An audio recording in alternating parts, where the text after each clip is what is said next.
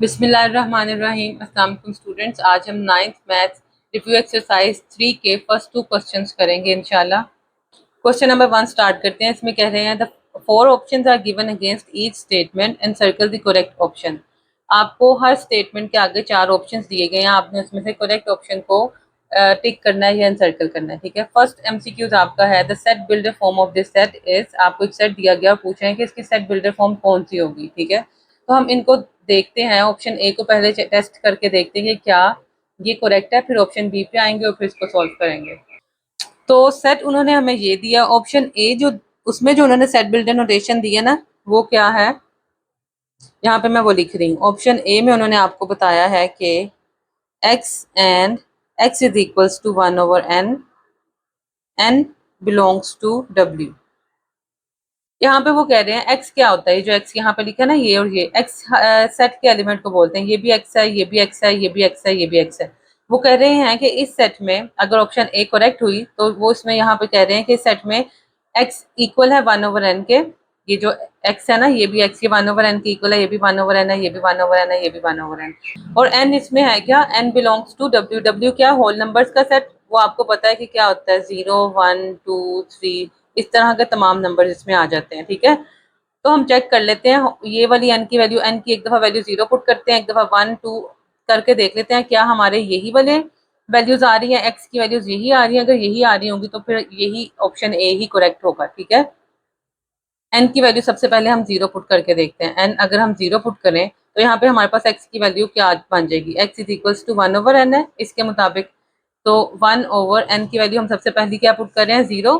तो 1/0 is equals to, यहाँ पे आपके पास फर्स्ट n की वैल्यू पुट करने से आंसर क्या आ रहा है, 0। लेकिन हमारे पास इस सेट में पहला एलिमेंट ही 1 है, 0 तो है ही नहीं। तो इसका मतलब है ये वाली ऑप्शन जो है ये गलत है, ये हमारा आंसर नहीं होगा। ऑप्शन बी जो थी उसको टेस्ट कर लेते हैं। उसमें उन्होंने जो सेट बनाकर दिया, मैं यहाँ पर लिख रही हूँ। उसमें वो कह रहे हैं x and x is equals to 1/2n plus 1, n belongs to w।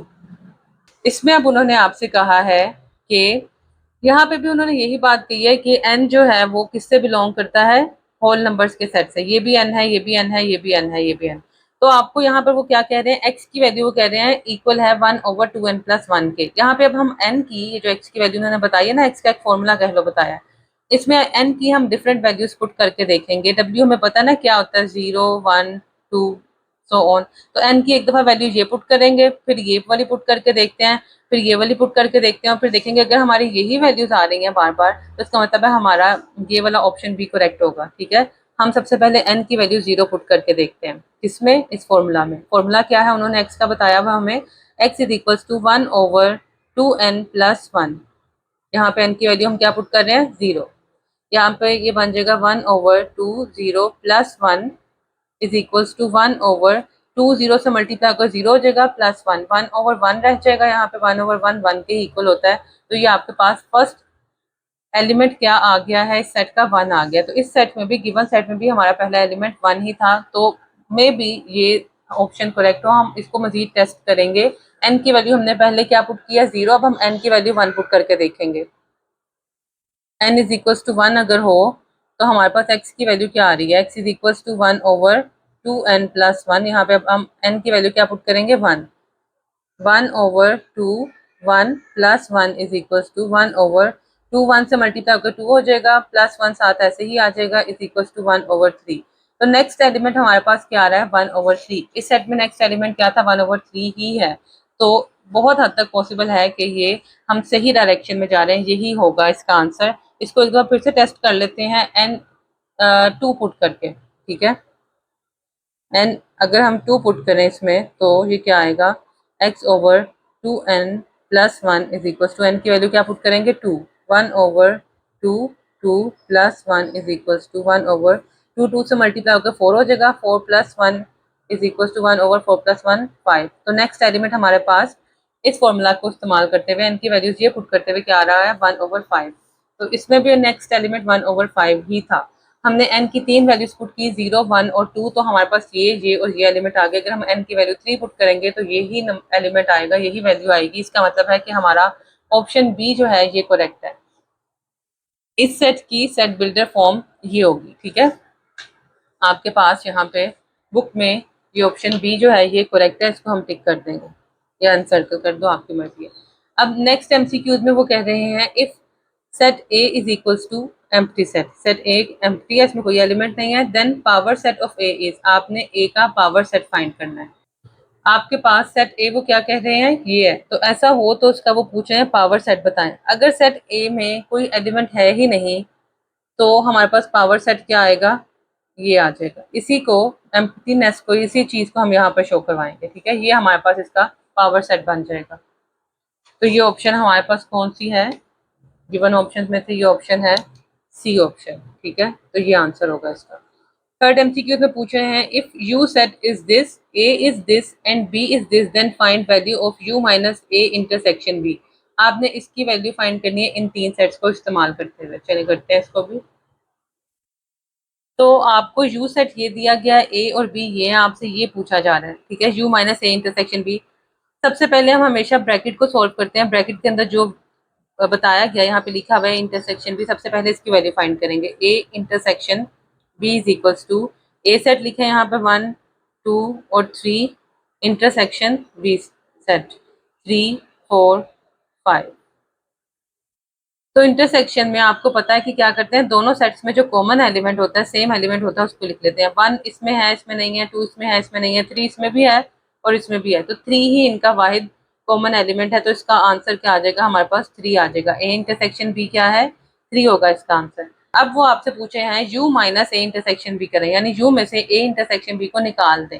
तो इसको करके देखते हैं, U minus A intersection B is equal to, U set लिखे यहाँ पर, यू की वैल्यू क्या थी 1 2 3 4 5, इसमें से आपने माइनस करवा देना है ए इंटरसेक्शन बी का आंसर, वो क्या था 3 है, ठीक है। माइनस का मतलब क्या होता है कि इस एलिमेंट को इस सेट में से निकाल देना है। माइनस का मतलब क्या है, इसको हम इसमें से निकाल देंगे, जो पीछे रिमेनिंग एलिमेंट्स बच जाएंगे वो हमारा आंसर होंगे, ठीक है। इस सेट में सिर्फ 3 है, तो 3 को इसको हम निकाल दें तो पीछे हमारे पास क्या बच रहा है 1 2 4 5, तो यही हमारा आंसर होगा 1 2 4 और 5। यू माइनस ए इंटरसेक्शन भी किसके इक्वल है 1 2 4 5 के, तो ये हमारा कौन सा ऑप्शन आ रहा है यहाँ पे, ये ऑप्शन ए 1 2 4 5, ये आंसर होगा इसका, ठीक है। एमसीक्यू नंबर 4 में कह रहे हैं if A and B are overlapping sets then cardinality A minus B is equal to. बहुत आसान सा एमसीक्यू है, इसको करके देखते हैं। आपसे एमसीक्यूज में वो पूछ रहे हैं एन ए माइनस बी क्या होगा, ठीक है, ये पूछा जा रहा है। सेट्स के बारे में वो बता रहे हैं कि ए और बी सेट्स ओवरलैपिंग सेट्स हैं, जो मैंने आपको वेन डायग्राम वाली कॉन्सेप्ट वाली वीडियो करवाई थी, उसमें मैंने आपको बताया था ओवरलैपिंग सेट्स क्या होते हैं, ऐसे सेट्स जो यूं एक दूसरे को ओवरलैप कर रहे हो। ये सेट अगर ए है और ये बी है, ओवरलैप कर रहे हैं। ओवरलैपिंग सेट्स वो होते हैं जिनमें कुछ कॉमन हो। यहाँ पे देखो ओवरलैप जो पार्ट हो रहा है ये किसको रिप्रेजेंट करता है, ये इनके कॉमन एलिमेंट को रिप्रेजेंट कर रहा है। लेट्स से अगर हमारे पास सेट ए होता 1 2 3 और बी होता 3 और 4, तो दोनों में क्या कॉमन है, 3 कॉमन है ना दोनों सेट्स में। तो यहाँ पे जब हम वेन डायग्राम अगर इसकी बनाते ना, तो 3 को हम यहाँ पर लिखते, 1 2 यहाँ पे आ जाता, 4 यहाँ पे आ जाता, तो यहाँ पे 3 आता। ये ओवरलैपिंग वाला जो पार्ट होता है ना, जो ओवरलैप हो रहा है इस सर्कल का और इस सर्कल का, ये दोनों के कॉमन पार्ट को शो करवा रहा होता है। ए माइनस बी क्या होता है, ए माइनस बी का मतलब है ए में से बी के एलिमेंट्स आपने निकाल देने हैं, ठीक है। अब मैं अगर इसमें से ए माइनस बी निकालूं, उसका मैं निकालूं ए माइनस बी, तो क्या आंसर हमारे पास आएगा, ए में से बी वाले एलिमेंट्स निकाल दें। 4 तो ए में ऑलरेडी है ही नहीं, तो उसको तो नहीं हमने निकाला। 3 है तो 3 को निकाल दें, पीछे क्या बच रहा है 1 और 2, तो हमारे पास ए माइनस बी का आंसर क्या आता है 1 और 2, ठीक है। तो ए माइनस बी का हमारे पास आंसर क्या आ रहा है, ये वाला पार्ट सर्कल का, ए का, ए सेट का ये वाला पार्ट, ये वाला, ठीक है, इतना। ये क्या है, ये ए का पार्ट है जिसमें से हमने A intersection B, A intersection B वाला पार्ट कौन सा था, ये वाला, ये जिसको मैं शेड कर रही हूँ, ठीक है। ए इंटरसेक्शन बी का मतलब क्या, जो दोनों में कॉमन है।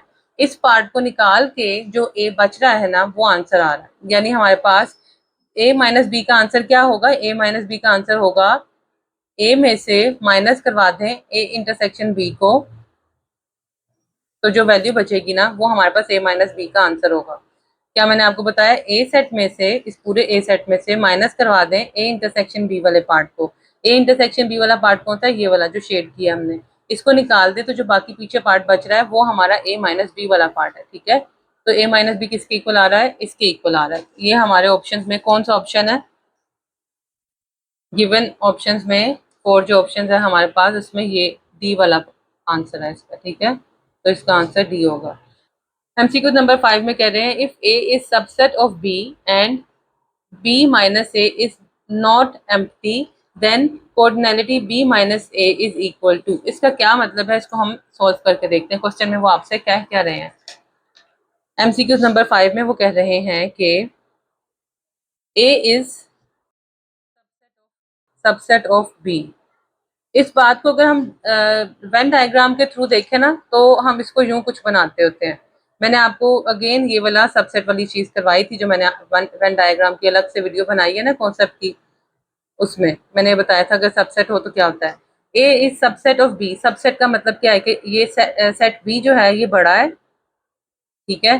सेट ए उसका सबसेट है, यानी इस बड़े सेट का ही हिस्सा है। लेट्स से अगर मैं इसको आपको कुछ इस तरह की सेट्स बना के दिखाऊं ना तो वो कुछ इस तरह से बनेंगे। पहले बी सेट बना लेते हैं। लेट्स से ये होगा 3 4 5 और ये होगा सिर्फ 4, ठीक है। आप देखो तो सेट 4 जो है उसमें एलिमेंट जो है वो एक्चुअली इस बड़े सेट 3 4 5 जो कि बी है उसी का ही हिस्सा है, इसका ही हिस्सा है ये। अगर मैं इसको लिखूं नंबर्स तो यहाँ पे 4 आ जाएगा, यहाँ पे 3 और ये 5 है, ठीक है। बी के एलिमेंट्स क्या है, 3 4 5 3 4 5। सेट बी का ही पार्ट है सेट ए बी, ठीक है। इस बात का मतलब क्या है, A is subset of B. अगर इसकी हम डायग्राम बनाएं तो इसकी ये इस तरह की डायग्राम बनेगी, ठीक है। अब वो आपसे पूछ रहे हैं कि b माइनस ए किसके इक्वल होगा। b माइनस ए का मतलब ये है कि b में से a के एलिमेंट्स निकाल दिए जाए। b में से a के एलिमेंट्स कौन से हैं, 4 है ना a का एलिमेंट, वो निकाल दिया जाए तो पीछे हमारे पास क्या बच रहा है, 3 और 5। ये हमारा आंसर होगा। उन्होंने आपसे यही पूछा है, क्या पूछा उन्होंने आपसे, b माइनस ए का आंसर पूछा है, ठीक है। b माइनस ए का आंसर हमारे पास क्या आता है, b सेट में से ए के एलिमेंट को निकाल दें, यानी जो बी सेट है ना इसमें से ये ए को निकाल दें, अगर इस पार्ट को निकाल दिया जाए तो जो आंसर होगा वो हमारा इसका आंसर होगा। इसको हम यूं भी लिख सकते हैं कि बी में से हमने माइनस करवा दिया ए को, ठीक है। अगर बी में से हम ए को इस वाले पार्ट को जो मैं शेड कर रही हूँ ना इसको अगर हम निकाल दें तो ये जो हमारे पास ये शेड के बगैर वाला पार्ट है ना ये हमारा आंसर होगा बी माइनस ए का, ठीक है। बी माइनस ए का आंसर क्या है, बी सेट में से ये बी सर्कल में से ए वाला पार्ट निकाल दिया जाए तो जो आंसर आएगा वो बी माइनस ए होगा। तो हमारे ये जो 4 ऑप्शन है इनमें से कौन सा आंसर बन रहा है, ऑप्शन नंबर डी जो है ये हमारा आंसर बन रहा है। बी में से हम ए को निकाल दें, ठीक है। एमसीक्यू नंबर 6 में वो कह रहे हैं if n A union B is equal to 50 n A is equal to 30 n B is equal to 35 then n A intersection B is equal to. बहुत आसान क्वेश्चन है। आपको cardinality of A union B बताई गई है, कोऑर्डिनलिटी of ए बताई गई है, कोऑर्डिनलिटी ऑफ बी बताई गई है, कोऑर्डिनलिटी ऑफ ए इंटरसेक्शन बी पूछी गई है, ठीक है। तो इसके लिए वही जो हमने फॉर्मूला बहुत दफ़ा ये इस्तेमाल किया इस एक्सरसाइज में, इस चैप्टर में, principal of inclusion and exclusion for 2 sets, ये वाला फॉर्मूला यहाँ पर अप्लाई करेंगे। यहाँ पे आपको उन्होंने ये इसकी वैल्यू भी दी है, इसकी भी दी है, इसकी भी दी है और ये पूछी है, तो सारी वैल्यूज हम पुट करेंगे और इसका आंसर फाइंड कर लेंगे, ठीक है। Principle of inclusion and exclusion for 2 sets हमारे पास क्या है, n A union B is equals to n A plus n B minus n A intersection B. इसकी इसकी और इसकी वैल्यूज हमें गिवन है, वो पुट करेंगे। ए यूनियन बी की वैल्यू उन्होंने 50 दिया, यहाँ पर आ जाएगा 50। ए की वैल्यू उन्होंने 30 दी थी, यहाँ पर आ जाएगा 30 प्लस बी की वैल्यू दी है 35, वो आ जाएगा minus n A intersection B, ऐसे ही रहेगा। इसकी वैल्यू हमने फाइंड करनी है। 50 इज इक्वल टू 30 प्लस 35 65 हो जाएगा, minus n A intersection B. 65 इधर इसके साथ प्लस का साइन है, दूसरी साइड पर आएगा तो ये माइनस हो जाएगा। 50 minus 65 is equal to n minus n A intersection B. 50 minus 65 plus minus minus होता है, ये दोनों नंबर्स माइनस होंगे, 15 आ जाएगा, साइन बड़े नंबर वाला आएगा यानी माइनस का साइन आ जाएगा, minus n A intersection B. ये माइनस का साइन इस माइनस से कट जाएगा तो आपके पास क्या आंसर आ जाएगा, एन ए इंटरसेक्शन बी का, इसका आंसर आ गया हमारे पास 15।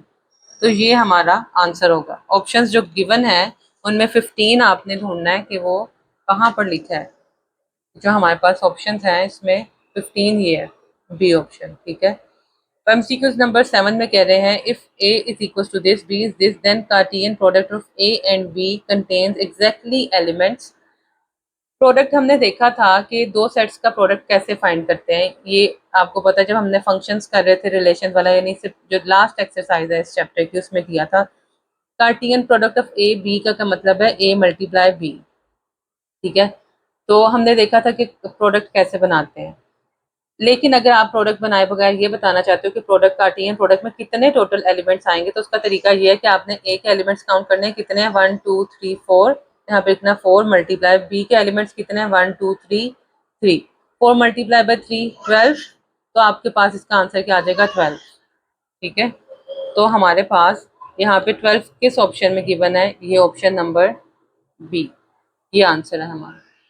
एमसीक्यूज 8 में कह रहे हैं if f of x is equal to x square minus 3x plus 2 then the value of f of A plus B is equal to. बहुत आसान है, इस तरह के क्वेश्चन हम पहले भी कर चुके हैं। आपको उन्होंने एफ ऑफ एक्स की वैल्यू बताई है, टी इसकी इक्वल है, एफ ऑफ ए प्लस 1 की वैल्यू वो पूछ रहे हैं। तो आपको पता है कि यहाँ पे एफ के साथ ये एक्स लिखा है, ठीक है। तो यहाँ पे भी जो इसके साथ एफ के साथ जो वैल्यू लिखी है वो इस ही एक्स की ही वैल्यू है। आपने इस इक्वेशन में एक्स की ये वैल्यू पुट करते हुए इक्वेशन को सोल्व कर लेना है। क्या है एक्स की वैल्यू ए प्लस 1, ठीक है। इस इक्वेशन में हमने ए प्लस 1 वैल्यू पुट करनी है, यहाँ पे लिख देते हैं पुट, इसको इक्वेशन 1 बोलते हैं। X equals to A plus 1 in equation 1, ठीक है। एफ एक्स की जगह यहाँ पर क्या आ जाएगा A plus 1, A plus 1 is equal to, यहाँ पर भी एक्स की जगह क्या आएगा A plus 1, A plus 1 whole square minus 3, यहाँ पर भी एक्स की जगह क्या आएगा ए प्लस 1 प्लस 2, ठीक है। अब इसे सॉल्व कर लेते हैं और एफ ऑफ ए प्लस 1 की फिर हमारे पास वैल्यू आ जाएगी। यहाँ पे फॉर्मूला लग रहा है A plus B whole square वाला, A plus B whole square किसके इक्वल होता है, A square plus B square plus 2ab के इक्वल होता है। तो यही फॉर्मूला हम यहाँ पर लगाएंगे, ए ये है, बी हमारे पास ये है, ए स्क्वायर यानी इसका स्क्वायर आ जाएगा प्लस बी स्क्वायर यानी 1 का स्क्वायर आ जाएगा, वो 1 ही होता है, प्लस 2ab यहाँ पे 2 हमारे पास ऐसे ही आएगा, ए की वैल्यू हमारे पास ए ही है, बी की वैल्यू हमारे पास 1 है, तो ये मल्टीप्लाई होकर 2a बन जाएगा। 2ab की जगह यहाँ पर हमारे पास क्या आ जाएगा 2a, माइनस 3 ये ब्रैकेट ओपन करेंगे, माइनस 3 अंदर मल्टीप्लाई हो जाएगा, इनसे ए से मल्टीप्लाई होगा तो ये माइनस 3a बन जाएगा, ये प्लस माइनस मल्टीप्लाई होकर माइनस हो जाएंगे, 3 और 1 मल्टीप्लाई होकर 3 हो जाएगा, प्लस 2 बाहर ये ऐसे ही रहेगा। अब इसको हम सॉल्व करेंगे मजीद, ये ए स्क्वायर इसको रीअरेंज कर रहे हैं, ए वाली वैल्यूज को इकट्ठा लिख लेते हैं और जो नंबर्स हैं ये और ये इनको इकट्ठा कर लेते हैं, ये हो जाएगा A square plus 2a minus 3a minus 3 plus 2 plus 1, ठीक है। ए स्क्वायर ये प्लस माइनस ये ए वाली वैल्यूज है ना, दोनों तो आपस में सोल्व हो जाएंगी, प्लस माइनस माइनस होता है, साइन बड़े नंबर वाला आएगा, यहाँ पे माइनस आ जाएगा 1a, ठीक है। ये हम प्लस 2 प्लस 1 प्लस 3 हो जाएगा, प्लस 3 और माइनस 3 क्या होगा, यहाँ पे क्या आ रहा है हमारे पास प्लस 3 और माइनस 3 ये दोनों कट जाएंगे, आपके पास एफ ऑफ ए प्लस 1 की वैल्यू क्या आ रही है ए स्क्वायर माइनस ए, ठीक है। ये हमारा आंसर आ रहा है। तो जो गिवन ऑप्शंस हैं इनमें से आपने देखना है ए स्क्वायर माइनस ए कौन सा ऑप्शन है, ये वाला ऑप्शन, ऑप्शन डी, ठीक है। एमसीक्यूज नंबर 9 में कह रहे हैं given that f of x is equal to 3x plus 1 if f of x is equal to 28 then find the value of x. बहुत आसान है ये भी। अब इस क्वेश्चन में उन्होंने आपको ये दो इक्वेशंस बताई हैं, यहाँ पे इन दोनों इक्वेशंस की इस साइड पे लेफ्ट साइड पे आप देखो तो ये एफ एक्स है, ये भी एफ एक्स लिखा हुआ है, दोनों सेम है, इसका मतलब है इनकी ये वाली साइड एक दूसरे के इक्वल हो सकती है। हम इसको लिख सकते हैं 3x प्लस 1, यहाँ पे उसके इस साइड पे क्या था एफ एक्स था, एफ एक्स किसके इक्वल उन्होंने हमें बताया 28 के इक्वल है, तो यहाँ पर हम उसकी जगह 28 लिख देंगे, ठीक है। तो अब इसको हमने सोल्व करना है, ये जो हमारे पास इक्वेशन बन गई है इन दोनों को इस्तेमाल करते हुए, इन दोनों का कंपैरिजन करते हुए, इसको सोल्व करते हुए एक्स की वैल्यू निकालेंगे। एक्स को इधर ही रहने दें, बाकी सारी चीज़ों को उधर शिफ्ट कर दें। 28 प्लस 1 इधर आके माइनस 1 हो जाएगा इज इक्वल टू 3x, इन दोनों को माइनस करवाएंगे, प्लस माइनस माइनस होता है तो यहाँ पे 27 आ जाएगा इज इक्वल टू 3x। 3 यहाँ पर मल्टीप्लाई और उस साइड पर जाकर ये डिवाइड हो जाएगा। 27 divided by 3 is equal to x. 3 और 27 3 के टेबल में जाते हैं। 3 1 3, 3 9 27। तो हमारे पास एक्स की वैल्यू क्या आ जाएगी? 9। ये हमारा आंसर है। ठीक है, एमसीक्यू नंबर 9 में आंसर है 9, ये वाला ऑप्शन। ठीक है, एमसीक्यू नंबर 10 में कह रहे हैं let A is equal to 1 2 3, B is equal to A B, two non-empty sets and function and f is a relation from a to b a function defined as function की उन्होंने आपको set बताया। Then which of the following statement is true. आपसे ये पूछे हैं कि जो ये फंक्शन गिवन है ये फंक्शन की कौन सी टाइप्स है। इसको हम बहुत आसान है, ये हमने जो लास्ट लेक्चर में देखा था वही सारी चीज़ें रिपीट होंगी। मैं आपको एक दफ़ा ये करवा के बता देती हूँ इसमें वो क्या कह रहे हैं। क्वेश्चन में आपको ये दो सेट्स दिए गए हैं, तो हम इसको अगर डायग्रामेटिकली देखें तो मैंने आपको क्या बताया था कि फंक्शन को हम इस तरह से डायग्राम से रिप्रेजेंट कर सकते हैं। ये सेट ए है, ये सेट बी है। सेट ए के एलिमेंट्स क्या है? 1 2 3, यहाँ पर लिख देंगे। बी के एलिमेंट्स हैं ए बी, यहाँ पर ए बी लिख देंगे। फंक्शन में पेयर्स जो बने हुए हैं यहाँ पर हम वो रिलेशन शो करवाएंगे। ए 1 और ए का रिलेशन है, 1 का और ए का रिलेशन है, तो एरो से हम ये रिलेशन शो करवाएंगे। फिर 2 और बी का रिलेशन है, एरो से ये रिलेशन शो करवाएंगे 2 और बी का। फिर 3 और बी का रिलेशन है, इसको भी हम एरो से यूं 3 और बी का रिलेशन शो करवाएंगे। तो हमने फंक्शन की डिफरेंट टाइप्स पढ़ी थी, उनमें एक टाइप थी जिसमें हमने ये पढ़ा था कि बी के एलिमेंट में से जितने भी एलिमेंट्स हैं सारे के सारे एलिमेंट्स रिलेशन में अगर इन्वॉल्व हो यानी रिलेशन बना रहे हो तो ऐसे फंक्शन को हम ऑन टू फंक्शन या सर्जेक्टिव फंक्शन बोलते हैं। ये मैंने आपको जब फंक्शन वाला क्वेश्चन करवाया था तब हमने देखा था कि ऐसा फंक्शन जिसमें बी सेट के तमाम एलिमेंट्स रिलेशन बना रहे हो, ये वाला एलिमेंट भी रिलेशन में इन्वॉल्व है, ये वाला एलिमेंट भी इससे भी और इससे भी रिलेशन बना रहा है, तो ऐसे फंक्शन को हम क्या बोलते थे? ऑन टू फंक्शन या सर्जेक्टिव फंक्शन। तो हमारे पास ये जो गिवन ऑप्शन है उनमें सर्जेक्टिव फंक्शन जो होगा वो करेक्ट आंसर होगा, ये option B, f is surjective. ठीक है, क्वेश्चन नंबर 2 स्टार्ट करते हैं। इसमें कह रहे हैं right each of the following sets in tabular form. आपको डिफरेंट सेट्स दिए गए हैं, आपने इनको टेबुलर फॉर्म में चेंज करना है। फर्स्ट पार्ट से स्टार्ट करते हैं। इसमें आपको उन्होंने ये सेट दिया है, ठीक है, x and x is equal to 2n, n belongs to n। n क्या है? Natural numbers. नेचुरल नंबर्स का सेट हम पढ़ चुके हैं, उसमें क्या क्या होते हैं? नंबर्स 1 2 3 4, ये नेचुरल नंबर्स का सेट होता है। ठीक है, अब वो आपसे कह रहे हैं कि x जो है यानी इस सेट के जो एलिमेंट्स होंगे, इसको जब हम टेबुलर फॉर्म में लिखेंगे, यहाँ पर जो हमारे पास नंबर्स आएंगे वो तमाम नंबर्स x हैं। x उन्होंने यहाँ पे x का हमें एक फॉर्मूला दिया 2n। हम यहाँ पे अब इस फॉर्मूला में n की वैल्यूज पुट करते जाएंगे। n की वैल्यू क्या है? उन्होंने हमें बताया नेचुरल नंबर के सेट से बिलोंग करता है, यानी ये भी n होगा, ये भी n होगा, ये भी n है, ये भी n है। हम पहले n की वैल्यू ये पुट करेंगे फॉर्मूला में, फिर ये, फिर ये, फिर ये, इस तरह से हमारे पास इस सेट के एलिमेंट्स आते जाएंगे। ठीक है, तो n की वैल्यू अगर हम 1 पुट करें, if n is equal to 1, तो हमारे पास फॉर्मूला क्या था x का? x is equal to 2n। तो यहाँ पर हम 2n लिख रहे हैं।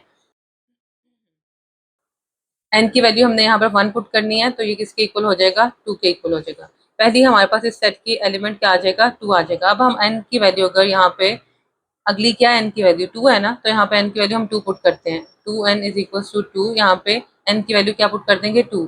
तो 2 2 से मल्टीप्लाई होकर 4 हो जाएगा। नेक्स्ट हमारे पास इस सेट का एलिमेंट क्या आ जाएगा? 4 आ जाएगा। अब नेक्स्ट हम n की वैल्यू यहाँ पर 3 पुट करते हैं। अगला एलिमेंट क्या है? अगला नंबर इधर क्या आ रहा है? 3। तो n की वैल्यू अगर हम 3 पुट करें तो ये 2n में यहाँ पे n की वैल्यू 3 पुट करें, 2 3 आ जाएगा यहाँ पे n की जगह। तो 2 मल्टीप्लाई बाय 3 क्या होता है? 6 होता है। तो नेक्स्ट नंबर हमारे पास क्या आ रहा है? इस सेट का 6 आ रहा है। तो ये एक्चुअली हमारे पास इसको इसी तरह से ये चलता जाएगा 2 4 6 8 10, ये हमारे पास इस सेट की टेबुलर फॉर्म आ जाएगी। ठीक है, सेकंड पार्ट में आपको ये सेट दिया गया, इसको आपने टेबुलर फॉर्म में चेंज करना है। यहाँ पर भी उन्होंने आपको जो सेट के एलिमेंट्स होते हैं ना वो एक्स होते हैं, जैसे यहाँ पे ये सेट के एलिमेंट्स निकले थे, ये एक्स है। आपको उन्होंने एक्स के लिए एक फॉर्मूला बताया है। एक्स की वैल्यू फाइंड करने के लिए फॉर्मूला है 2m+1। ठीक है, हमने इस फॉर्मूला को यूज करना है। और m यहाँ पर उन्होंने हमें बताया है कि m किस सेट से बिलोंग करता है? नेचुरल नंबर्स के सेट से बिलोंग करता है। नेचुरल नंबर्स हम जानते हैं कौन से होते हैं, ये वाले 1 2 3 4, ये तमाम नंबर्स का जो सेट है ये नेचुरल नंबर्स का सेट कहलाता है। तो हम m की वैल्यू एक दफा, जैसे यहाँ पे हमने n1 लिया था, वैसे ही m की वैल्यू यहाँ पे हम 1 लेंगे। फॉर्मूला अब यहाँ पे पहले 2n था, अब यहाँ पे 2m+1 हो गया। फॉर्मूला चेंज हो गया, तरीका वही है अभी भी। इसको स्टार्ट करते हैं। m की वैल्यू सबसे पहले हम क्या पुट करें? यहाँ पे उन्होंने m दिया आपको नेचुरल नंबर्स के सेट से बिलोंग करता है। तो यहाँ पे m की वैल्यू सबसे पहले हम 1 पुट कर रहे हैं, m इज इक्वल टू 1 हो अगर, तो आपके पास ये फॉर्मूला क्या है, 2m plus 1, x is equal to 2m plus 1। यहाँ पे m की वैल्यू हम 1 पुट करेंगे, 2 1 plus 1 is equal to 2 multiply by 1 2 हो जाएगा, प्लस 1 ऐसे ही आ जाएगा, इज इक्वल टू 2 प्लस 1 क्या होगा 3। तो पहला हमारे पास इस सेट का एलिमेंट क्या आ रहा है, 3 आ रहा है, ठीक है। अब दोबारा से m की वैल्यू 1 पुट की, अब नेक्स्ट m की वैल्यू क्या है हमारे पास, m की नेक्स्ट वैल्यू 2 है, नेचुरल नंबर्स के सेट में अगला नंबर 2 आता है। तो m की वैल्यू अगर हम 2 पुट करें इसी फॉर्मूला में जो क्या है x is equal to 2m plus 1, तो यहाँ पे m की वैल्यू 2 पुट करें, सॉल्व करके देखते हैं, 2 इंटू 2 4 होता है, 4 प्लस 1 5 हो जाएगा। तो हमारे पास नेक्स्ट क्या यहाँ पर एलिमेंट आ रहा है, 5 आ रहा है। अब इसको आगे मजीद सोल्व करके देखेंगे, m की वैल्यू 3 पुट करके देखते हैं क्या आंसर आता है। m की वैल्यू अगर 3 हो, फॉर्मूला वही होगा x is equal to 2m plus 1। m की वैल्यू यहाँ पर हम 3 पुट करेंगे तो ये क्या हो जाएगा, 2 इंटू 3 6 प्लस 1, 6 प्लस 1 किसके इक्वल होगा, 7 के। तो नेक्स्ट हमारे पास एलिमेंट क्या आ जाएगा, 7। तो यही हमारा आंसर है, 2 5 7, इससे अगला 9 आ जाएगा। तो इस तरह से ये सेट, इस सेट की ये हमारे पास टेबुलर फॉर्म आ जाएगी। थर्ड सेट में उन्होंने आपको ये बताई है वैल्यू और आपको कह रहे हैं इसको टेबुलर फॉर्म में चेंज करें। यहाँ पे कह रहे हैं x and x is equal to 11n, n belongs to w, whole number से यानी बिलोंग करता है, and n is smaller than 11। Whole numbers आपको पता है कौन से होते हैं, हम पहले भी देख चुके हैं, होल नंबर 0 1 2 3, ठीक है, ये वाले जो होते हैं ना, ये नंबर्स होल नंबर्स कहलाते हैं। अब यहाँ पे आपको पता है ये भी n है, ये भी n है, ये भी n है, वो कह रहे हैं n जो है वो 11 से छोटा होगा, यानी कि हम यहाँ पे कितने होल नंबर्स ले रहे हैं, 11 से छोटे नंबर तक, 0 1 2 3 4 5 6 7 8 9 10, यहाँ तक n क्या है हमारे पास आ रही है, n की वैल्यू हमारे पास क्या है, स्मॉलर देन 11, यानी ये हमारे पास n की वैल्यू होगी। अब हमने n की वैल्यू इस फॉर्मूला में, जो x का फॉर्मूला हमें यहाँ पर दिया हुआ है, x is equal to 11n, यहाँ पे n की वैल्यू ये सारी पुट करनी है और एक एक करके, एक एक दफा करके हमने यहाँ पे अपने सेट के तमाम एलिमेंट्स की वैल्यू निकाल लेनी है। मैं यहाँ पे रफ वर्क आपको करवा रही हूँ, वहाँ पे स्पेस नहीं है, इसलिए फॉर्मूला हमारे पास क्या है, x is equal to 11n। यहाँ पे हम लिखते हैं अगर 11n, n की एक दफा हम वैल्यू यहाँ पे पुट करते हैं 0, n इज इक्वल टू अगर 0 हो जाए तो यहाँ पे 11n फॉर्मूला को इस्तेमाल करते हुए ये क्या हो जाएगी हमारे पास, 11 0, तो आपके पास 11 मल्टीप्लाई बाय 0 0 ही होता है, फर्स्ट एलिमेंट हमारे पास क्या आ जाएगा, सेट का 0 आ जाएगा। अब हम यहाँ पर इसी फॉर्मूला में n की वैल्यू नेक्स्ट कौन सी है, 1 1 पुट करते हैं, यहाँ पे 11 1 आ जाएगा, 11 मल्टीप्लाई बाय 1 11 ही होता है, नेक्स्ट एलिमेंट हमारे पास क्या आ जाएगा, 11, यहाँ पर हम 11 लिख देंगे। अब इसी फॉर्मूला में 11n फॉर्मूला में हम n की वैल्यू 2 पुट करेंगे, क्योंकि नेक्स्ट नंबर हमारे पास इधर क्या है, 2 है। तो यहाँ पर हम लिखेंगे 11 मल्टीप्लाई बाय 2, 11 2 से मल्टीप्लाई हो तो क्या आता है, 22 आता है। तो नेक्स्ट एलिमेंट हमारे पास इस सेट का आ जाएगा 22, ठीक है। नेक्स्ट अब दोबारा से हम इसमें n की वैल्यू पुट करेंगे, अगली वैल्यू क्या थी, 3 है, तो यहाँ पर 3 लिखेंगे, n की वैल्यू 11 मल्टीप्लाई बाय 3, आपके पास 33 आ जाएगा। नेक्स्ट हमारे पास एलिमेंट यहाँ पे आ रहा है 33।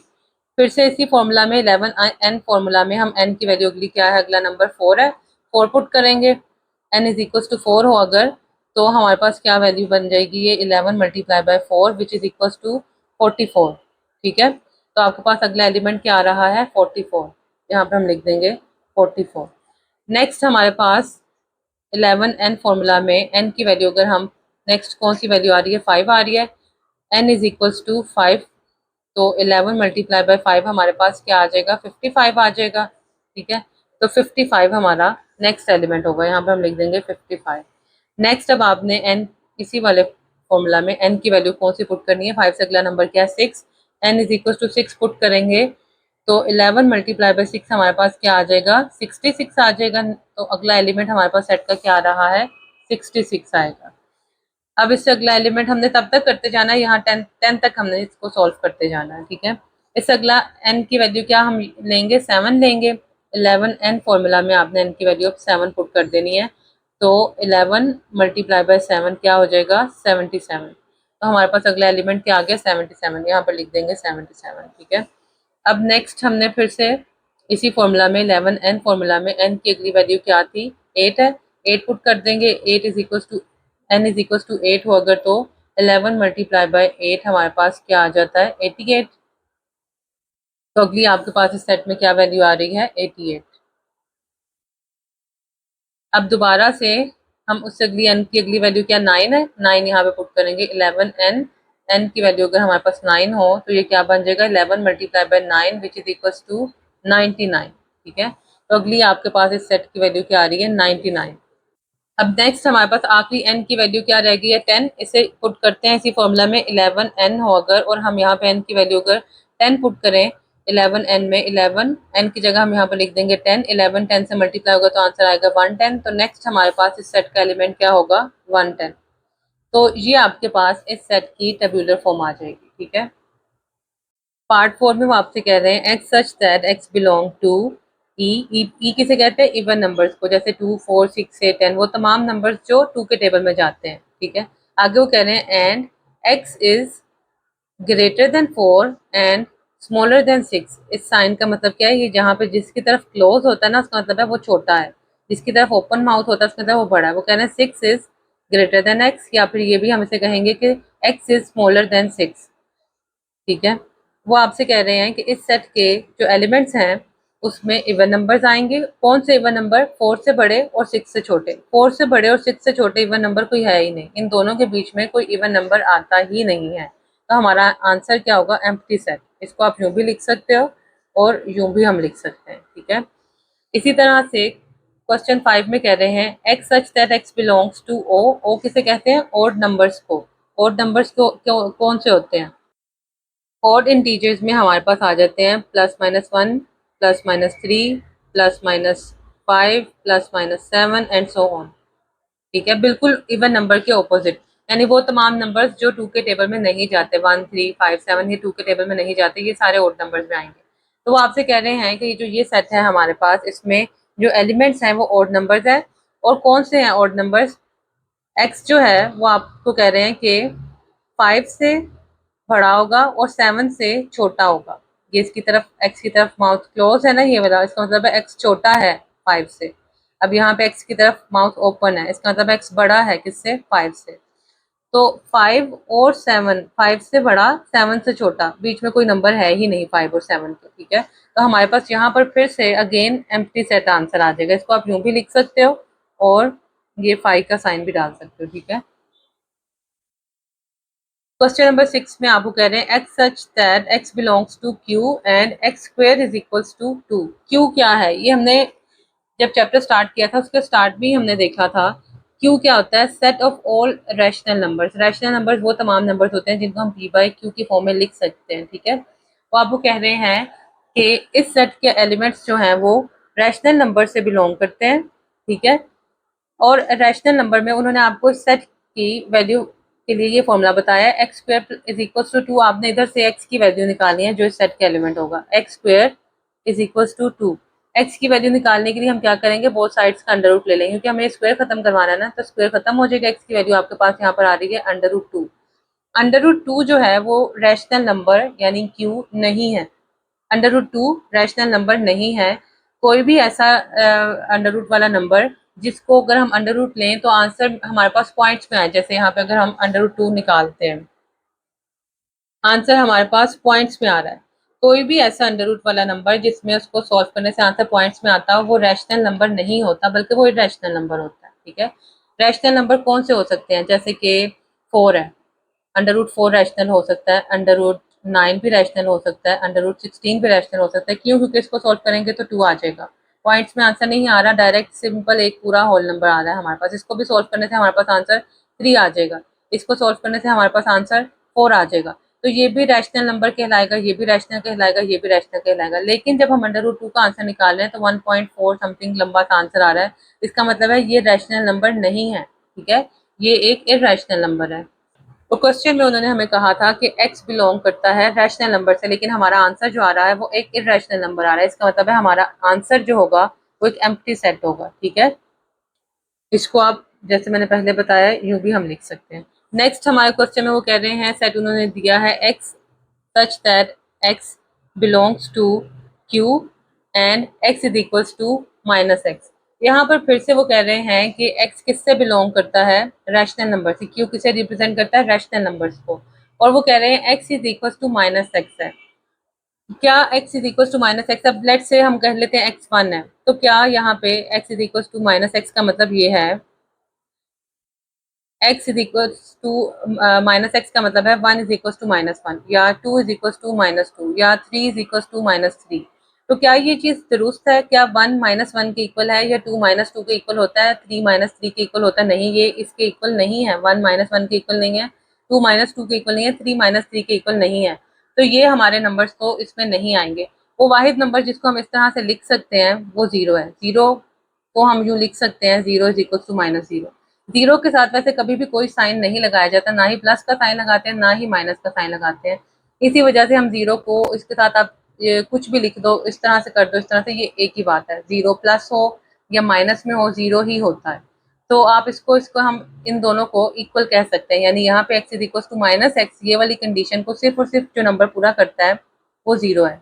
वो वाहिद जो रैशनल नंबर है जो इस कंडीशन को पूरा करता है वो जीरो है। तो हमारे पास यहाँ पे आंसर में क्या आएगा, जीरो। जीरो एक वो रैशनल नंबर है जो इस कंडीशन को पूरा कर रहा था, x equal to minus x को। ठीक है, अब हमारे पास जो लास्ट क्वेश्चन है इसमें कह रहे हैं x such that x belongs to R. R क्या है, रियल नंबर्स का set. And x is not equal to, इसका मतलब क्या है, ये इस साइन का मतलब होता है बिलोंग टू। अगर इसके ऊपर हम यूं लगा दें, इसका मतलब डज नॉट बिलोंग टू। ठीक है, x does not belong to Q के ऊपर डैश है। क्यू हमने यहाँ पर किसे कह रहे थे, रैशनल नंबर्स को। क्यू डैश का मतलब है इरेशनल नंबर्स। ठीक है, वो कह रहे हैं कि इस सेट में जो एलिमेंट्स हैं एक्स, वो रियल नंबर से बिलोंग करते हैं, लेकिन उसमें इरेशनल नंबर्स इंक्लूड नहीं होने चाहिए। रियल नंबर्स कौन से होते हैं, हमने ये भी बुक के इस चैप्टर के स्टार्ट में पढ़ा था। रियल नंबर्स कौन से होते हैं, ये रियल नंबर्स रैशनल और इरेशनल का यूनियन होते हैं। तो अगर इस क्वेश्चन में उन्होंने हमें कहा है कि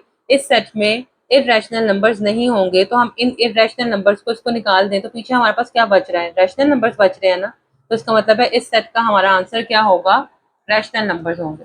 इस सेट में हमारे पास क्या आंसर आएगा, रैशनल नंबर्स। तमाम रैशनल नंबर्स वो इस सेट में आ जाएंगे। तो इस तरह से आपका ये क्वेश्चन कंप्लीट हो गया। तो हमने इस एक्सरसाइज के फर्स्ट 2 क्वेश्चंस कर लिए हैं। नेक्स्ट हम इंशाल्लाह अगली वीडियो में अगले क्वेश्चंस करेंगे। अगर आप इस तरह की वीडियोस देखना चाहते हैं तो हमारे चैनल को सब्सक्राइब करें, वीडियो को लाइक करें और अपने फ्रेंड्स के साथ शेयर करें। अपना बहुत सा ख्याल रखिएगा। फी अमान अल्लाह।